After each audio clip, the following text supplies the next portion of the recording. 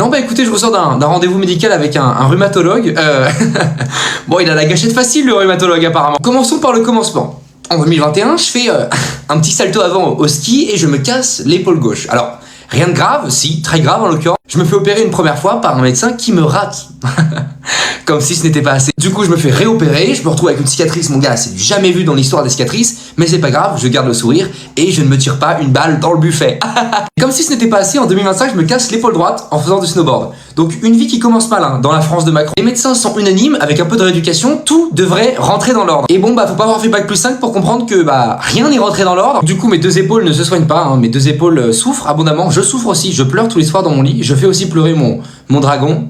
Pour compenser, hein, faut bien compenser quelque part. Et à un moment de Tito, je me dis, bah stop, hein, là j'en peux plus de souffrir, je vais voir du coup un rhumatologue pour me faire des piqûres de corticoïdes qui sont des anti-inflammatoires directement dans les épaulasses. Donc j'arrive chez le rhumatologue, voilà, je suis en stress tangible, hein, un stress totipotent, il y a rien à dire sur ça. Bref, le frérot me dit d'aller m'installer sur le banc, donc je lui fais confiance, je suis quelqu'un de gentil, j'ai le sourire en plus de ça. Je tourne la tête comme ça sur mon aile droite et je vois une aiguille arriver. Alors là, autant vous dire que le traumatisme va perdurer sur 2 ou 3 générations. C'était pas des aiguilles les gars, c'était des Mercedes Maybach, c'était quoi ce bordel? Une aiguille frérot, c'était un terrain de foot, l'aiguille elle faisait 25 cm comme ça de long, je vois ça, bah je tombe dans les pommes. Directement, et attendez, je suis une salope quand même, hein, faut préciser, je suis blanc de peau, déjà premièrement, blond, et en plus de ça, j'ai été infantilisé par ma mère depuis le début de ma vida. Je ne sais pas faire de machine à laver. Donc une aiguille de 25 cm, c'était trop pour moi. Je tombe dans les pommes, j'ai pas trop de souvenirs, je sais juste que je me réveille et que le médecin il met une petite clacasse comme ça sur le, sur le visage.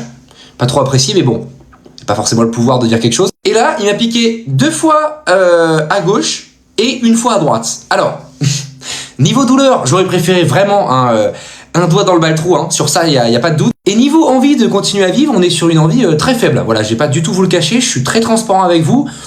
Très faible. Donc voilà, petit TikTok pour rentabiliser ma vie de merde, hein, parce que je vous ai récupéré ça les gars, ça c'est tout ce que j'ai pu avoir comme truc médical sous 1 an. Alors dans cette pochette les gars, on peut retrouver vraiment 1 an, hein, je dis bien 1 an. Regardez le nombre de papiers qu'il y a là-dedans, c'est absolument immense, hein. Et je vous épargne tous les IRM, les radios, les ordonnances, hein, qui ont été données forcément à la pharmacie. Tout ça sur 1 an, bon bah j'en peux plus. Il y a rien à dire, j'en peux plus. Voilà, donc je lance une pétition, sauvons le corps. Voilà, n'hésitez pas à tous ensemble m'aider à enlever les marabouts qui me suivent depuis des années. Et faites en sorte que cette vidéo marche, hein, comme ça il y aura au moins un truc positif dans ma vie. Ah non, il y a aussi le VIH, auquel je suis positif.